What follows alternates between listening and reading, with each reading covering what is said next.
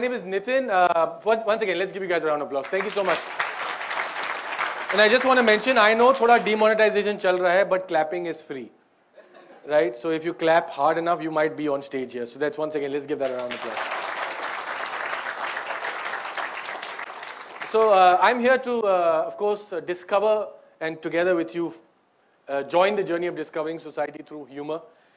Society is a very nice font on this right now, but as we call it in India, log kya kahenge, right? That's the easier version of what we think society is.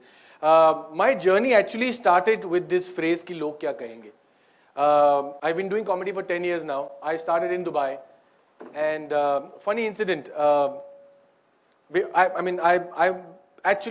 My family was into banking.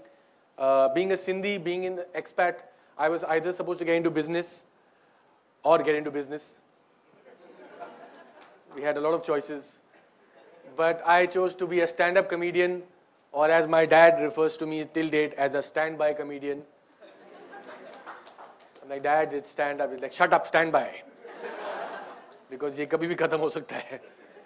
Right? But I think in general, Indian parents, I love the fact that, in our society, an Indian mother has this way of expressing disappointment by just her voice. Like FaceTime to abhi aaya hai. Like only an Indian mother, like I remember when I started doing comedy, my mother used to call me up, and an Indian mother, like she'll take your name, wo khud ke bacche ka naam legi, and it will shatter you. Right? I remember my mom called me, she's like, Nitin. You can visually see ki expressions kya chal rahe hain. She's like, Beta, what are you doing with your life? Beta, your father is working in the bank, your brother is working in the bank, and you are doing stand-up comedy. But the society is laughing at you. Like, yeah, Mom, that's a good idea. And here I am, people are laughing at me, so I think that works well. So let's give our Indian parents a round of applause.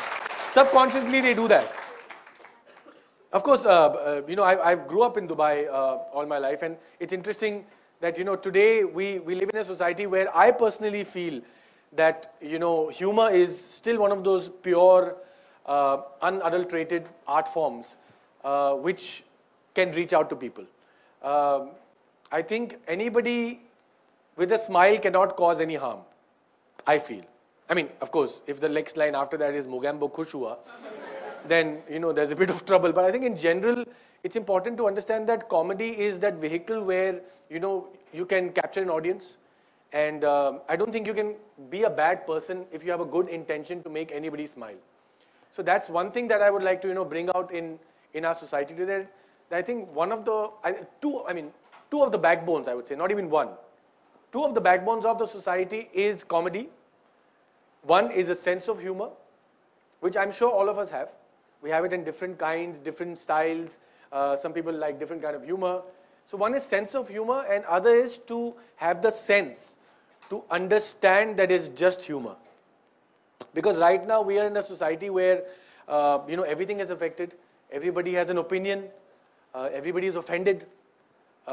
Surprisingly, what I read about offense is everybody is taking it, nobody is giving it. So it's the only thing you take for free. And tum apne mein khelte rehte uske saath. But, to throw a little bit more light on that, the fact that, we have, correct me if you agree with me, I won't talk about society, I'll talk about the world we are in right now. It's a very different kind of world, where nothing makes sense. Okay, let me explain it. Donald Trump is the president of USA. Right?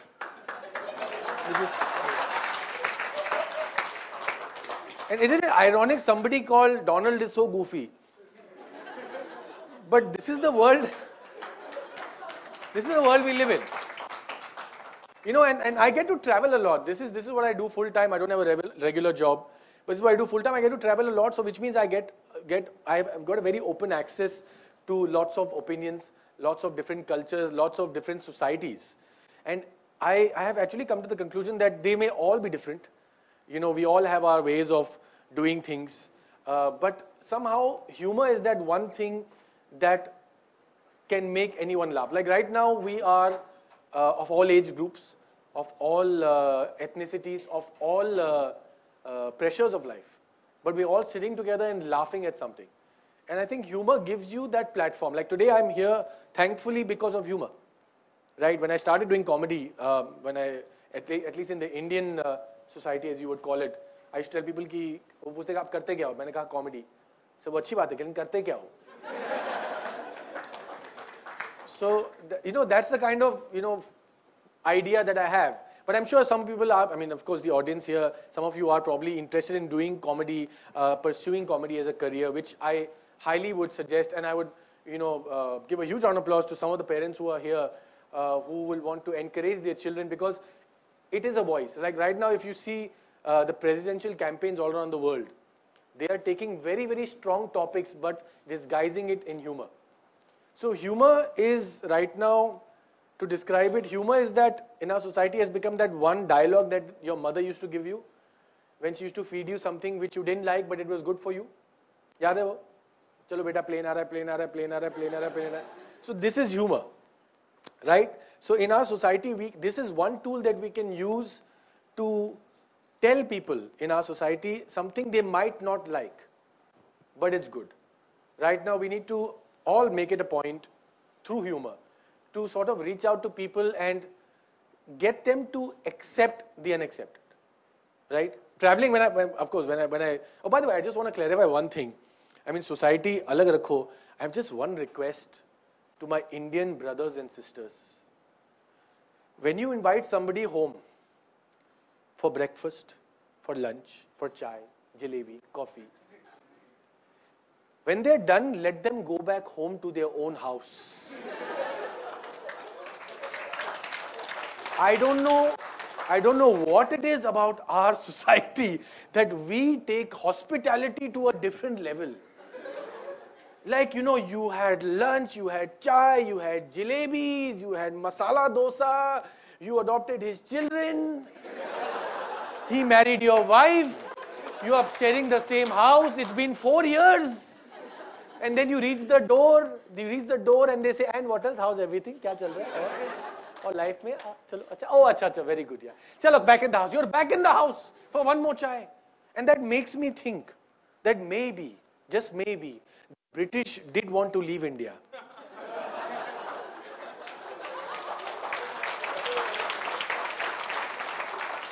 They were leaving. We didn't let them. They were going like, we are leaving. How's everything? How's or kya chal raha hai? Very good. Yeah. How's uncle, auntie? No, come on, back in the house. Come on, 50 more years. That's unfortunately who we are. But I love the British accent though. I love the accent. I think in a British accent you can make anything sound good. But the ideologies are all the same. Like this is again a true story. I had a British guy, I performed in London, and I had this British gentleman come up to me. Unki accent badi pyari hoti hai, sir. Like they can make Jaipur sound exotic. Right? I met this lady yesterday. She was from the UK. So I was like, so are you enjoying yourself? She goes, I really like Jaipur. It's really nice. I really like Jaipur. Hello there. Hello. It's so cute. I love the way they talk. Right? So I had this British guy come up to me and he goes, hello, Nitin. You're right, mate. Listen, I have a question for you. Why is it? Why? Do all the Indian people, not just a few, all of you, speak so bloody fast? All the time? Why? Now, to my Indian brothers and sisters, next time somebody asks you that question, let them know that it's almost $2 a minute to call outside India. It's not a condition, it's a plan. And this is why I love being an Indian, because as Indians, we have the capability of making anything work for us. Right? Because only in India, absolutely. Only in India, cow stops on the road, it becomes a roundabout. And we don't move the cow, we give directions using the cow.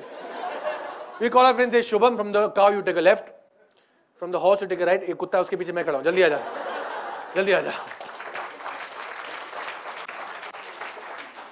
So you see, this is a prime example of how the society we live in and how humor can easily, transport you into that place where you can imagine a cow. But at the same time, I think you get the message as to what I'm really, really trying to say.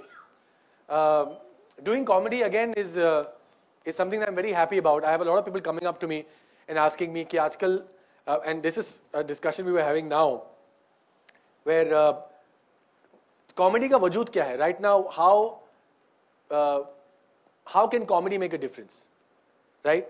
So I personally, always make it a point to say that comedy, you don't have to have a sense of humor to be the reason for a smile on someone's face. Right? Comedy right now does not happen with Kapil Sharma, with Eddie Griffin, with Russell Peters. We all, right now in this room, every parent is a comedian. I think all Indian parents should be comedians because the amount of nonsense they have to go through on a daily basis. And it's just that we need to be accepting to all kinds of humor. Right? Because if you accept humor, you will realize that society becomes more acceptable towards you. Right? I did a show in Ahmedabad. Right? Very, very, very cute Gujarati lady came up to me. And she comes up and she's like, Mr. Nitin. I've gone back to my room, come back, she's still there.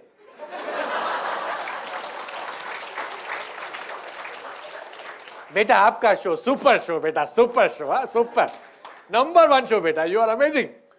Wese we are vegetarian people, but beta, your non-veg jokes were super. So you see, using humor to connect to a lady who thinks humor is also non-veg, I think is quite commendable, and I think all of us right now have that power, have the capability of doing something of this sort. Even though, of course, I know why I'm on this panel to discuss humor and be the comedian, but since we are discovering society, I've discovered something where in the last few weeks which has affected me, which is something I want to talk to you guys about. I hope we'll be open-minded about it.